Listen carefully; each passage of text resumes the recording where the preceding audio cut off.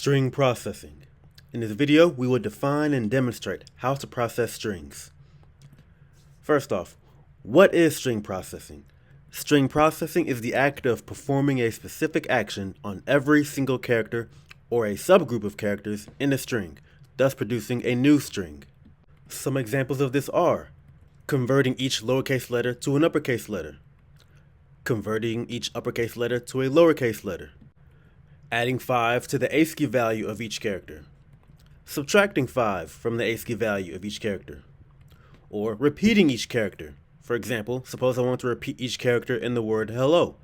That would result in us having 2 uppercase H's, 2 lowercase e's, 4 lowercase l's, and 2 lowercase o's, so on and so forth. Regardless of what type of processing we're doing, the steps for each process is generally the same. In each case, we start off with the original string, the string that we intend to process. In this case, we'll call it str. Also notice that I started it off blank. I made it blank just to point out the fact that regardless of what value str is set equal to, the steps are going to be the same. The value of str does not affect the process. That being said, suppose we set str equal to hello world. And I'll even put an illustration of it up here just to help our discussion. Okay, so we have the string we want to process. Next, we need a string that's going to store the processed version of our original string, okay, which in this case will be result. The result variable, when all said and done, will contain the processed version of str. Result will always start off as an empty string. There are exceptions to that rule, but 99% of the time, we're going to start the result variable off empty. Then, after that, we now want to process each character one by one. Since we're going to be performing the same action on each character, the best way to do that would be with the for loop. Now, notice that our for loop header has 3 blanks at the moment. The reason for that is because these 3 values will depend on the type of processing we intend to do. For example, what are we going to initialize the I variable to? Well, initialize I to the index you want to begin processing the string at. Now, more often than not, this will be 0 because the majority of the time, our intention is to process every single character in order. So if we're doing every single character in order, then in that case, it would make most sense to start our processing off at 0. Now, that being said, there are exceptions to that rule, and we will explore some of these exceptions, but just know more often than not, 0 will be your starting point. Then, where do we stop at? What index do we want to stop at? Always stop the loop once I goes past the index of the last character you want to process. Now, which character is the last character we want to process? More often than not, this will be the very last character in the string. What's the index of that last character? Well, in this example, it's 9, but we can't always assume it's going to be 9 because we can't always assume that the length of our string will be 10. The string could be any length. So what do we know about the index of the last character that we could apply to any string of any length?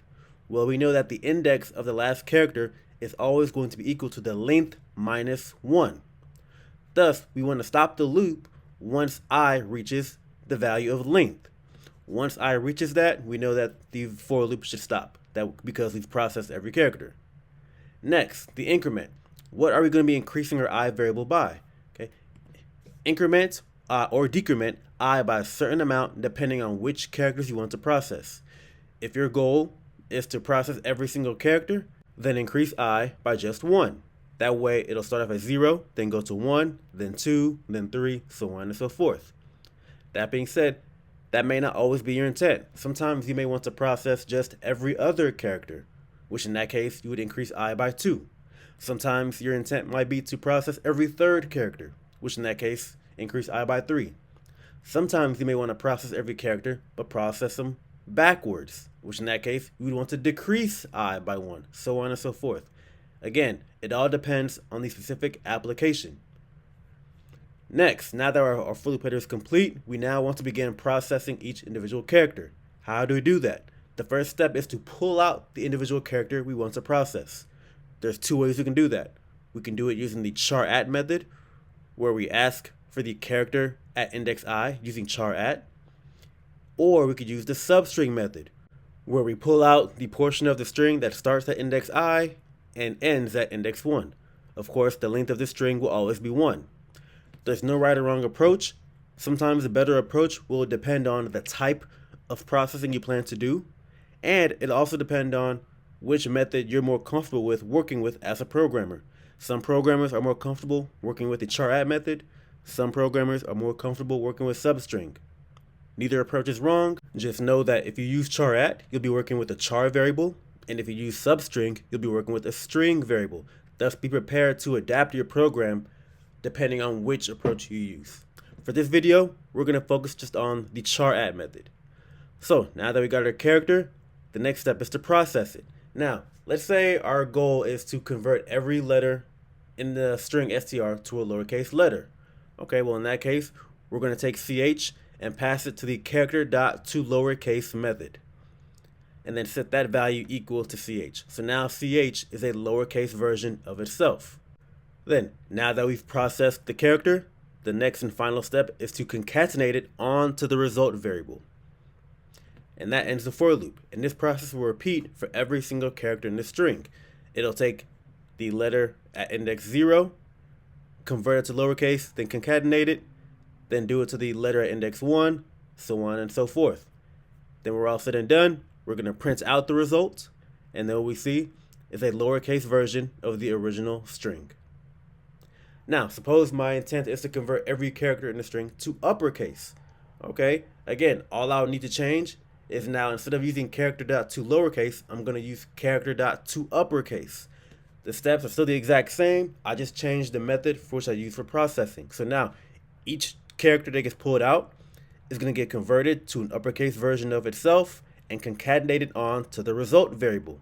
Thus, when we reach the print statement, this will be our output. Now, suppose my goal is to subtract 3 from the ASCII value of each character in the string. This would be a two-step process. First, after pulling out the character, I'm going to subtract 3 from the ASCII value of that character. Okay, that's going to give me an int number. Then I need to cast that int number back to a char so that I can get the character associated with that number. Okay, then that character will then get concatenated onto the result variable. When I do this process on each character, this would be my resulting string. This is what I get when I subtract 3 from the ASCII value of each character in the string. Now, suppose my goal is to simply repeat each character in str.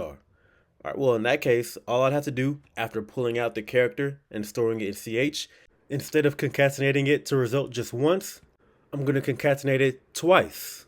Alright, capital H will get concatenated twice, lowercase e will get concatenated twice, lowercase l concatenated 4 times, O will get concatenated twice, capital W concatenated twice, so on and so forth. Each character appears double the amount of times it appeared in the original string.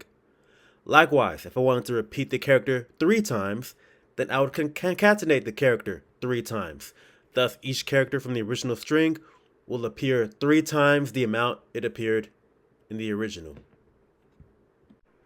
That all being said, each example we've looked at so far involved us processing every single character in the string. However, that's not always going to be what we want to do. Sometimes we will not want to process every single character.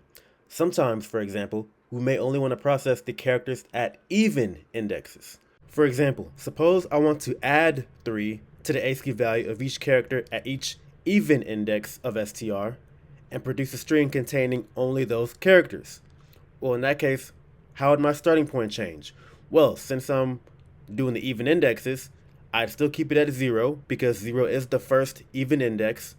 However, since I'm only going to be processing the even characters, I don't want to increment by 1 anymore. I want to increase by 2 so that we go from 0 to 2 to 4 to 6 to 8, so on and so forth. Now that we've made that change, we can execute our program. So we start at the first character, index 0, which is capital H. We add 3 to it, which would give us I, J, K. Add 3 to L, you get M, N, lowercase o. Add 3 to O, you get P, Q, lowercase r. Add 3 to O again, and you get P, Q, lowercase r again.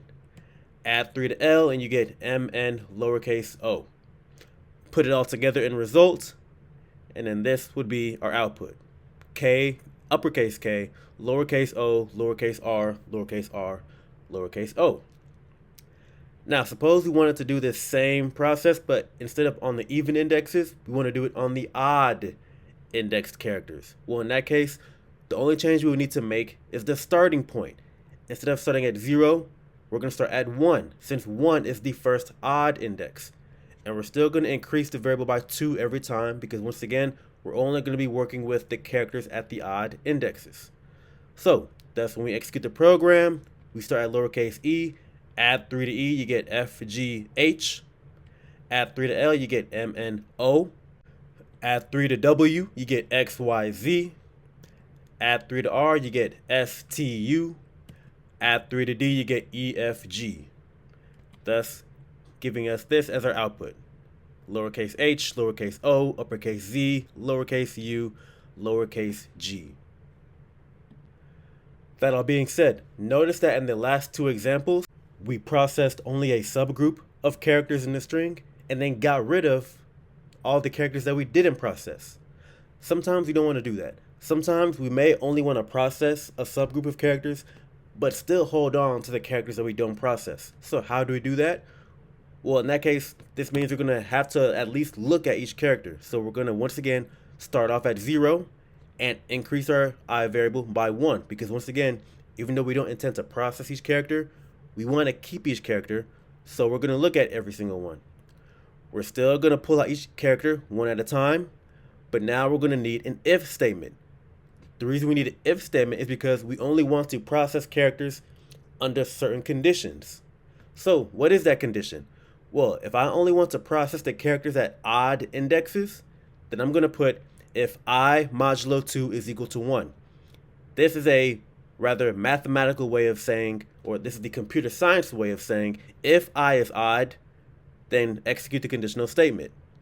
Okay? That way, only 3 will get added to the characters at odd indexes. If the I index is not odd, then the character will not get changed. It'll simply get added on to the string. Thus, when we execute it, this will be our result. Notice that the characters at even indexes are not changed. Only the characters at odd indexes are changed. Likewise, suppose I only want to process characters at the even indexes. Well, in that case, for my if statement, I would write if I modulo 2 equals 0. This is the computer science way of saying if I is even. If I is even, then add 3 to the character. If it's not even, skip it and simply add that character onto the result variable unchanged, giving this as our output.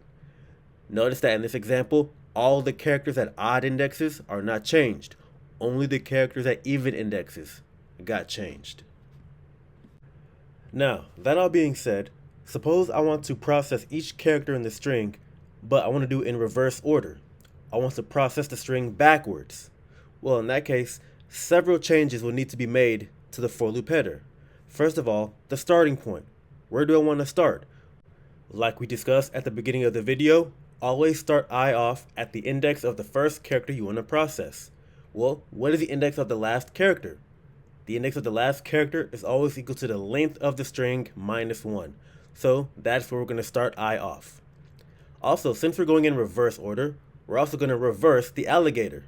Instead of a less than symbol, we're going to use the greater than symbol. And then, since we're going backwards, where do we want to stop? We always want to stop 1 past the last index that we want to process. Well, what's the last index you want to process? 0. What is 1 past that index? -1. So, -1 will be our stopping point. Next, since we're going to be moving backwards, we don't want to add to the I variable. We want to subtract from the I variable. And then, since we're processing every single character in reverse order, we want to subtract 1 from the I variable after each loop. So now, suppose our goal is simply to copy each character from str onto the result variable, but in reverse order. We start at the index length -1, which of course is index 9.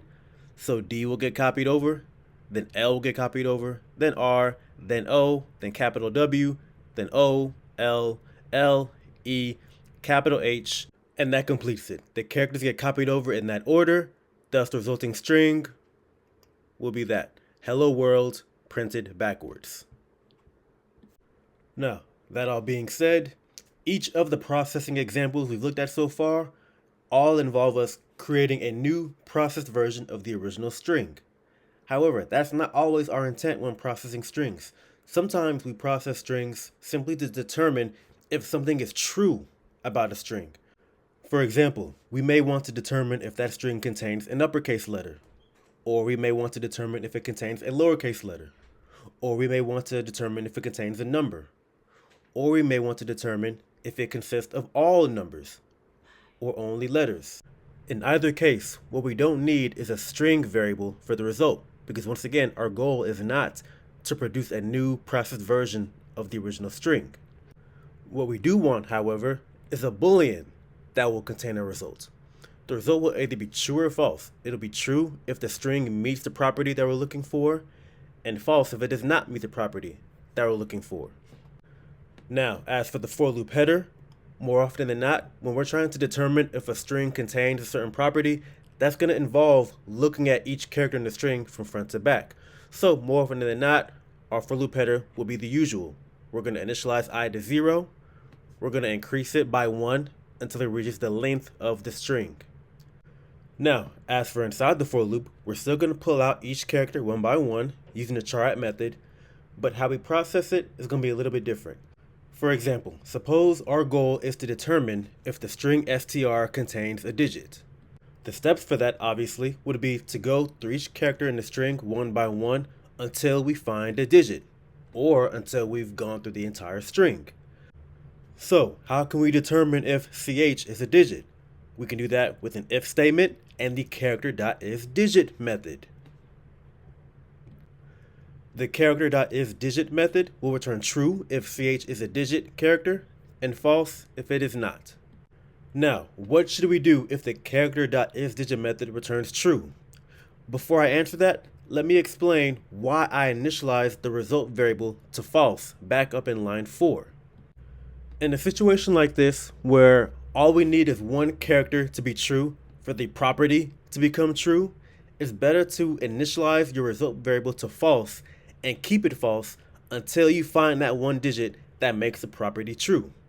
In this case, when we encounter ch that is a digit, we're going to say, okay, we found the digit. We now know that, hey, the property exists, thus we don't need to check any more characters. We'll set result equal to true, then we'll break from the for loop. What the break statement does is it exits the for loop. It terminates the for loop early. Then afterwards, we can print out the value of result. It'll either print out false or true, depending on whether or not the property got satisfied in the for loop. So let's say we set str equal to hello5 world. Let's see what happens when we execute this program on hello5 world. We start at the first character, capital H. We pass it to the character.isDigit method. Obviously, it'll return false, so thus we skip the if statement. Lowercase e, once again, not a digit, so we skip the if statement. Once again, lowercase l, not a digit, false, we skip the if statement. Once again, false, skip the if statement. Once again, false, skip the if statement. Then we encounter 5. Now we've encountered a digit. Thus, character.isDigit method returns true. Thus, the result variable gets set to equal to true. Then we break the for loop. We're done. We don't need to check any more characters because we've now found one digit.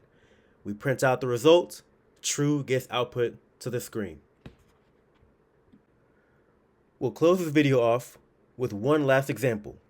Suppose I want to determine if the string str contains only letters, nothing but letters. This differs from the previous property in the previous example in one critical way. In the previous example, we needed one character to return true to make the whole thing true. In this example, we need one character to return false, as in we need one character to not be a letter for the whole thing to be false.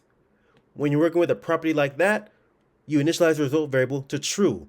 We're going to start true and keep it true until we find a character that returns false.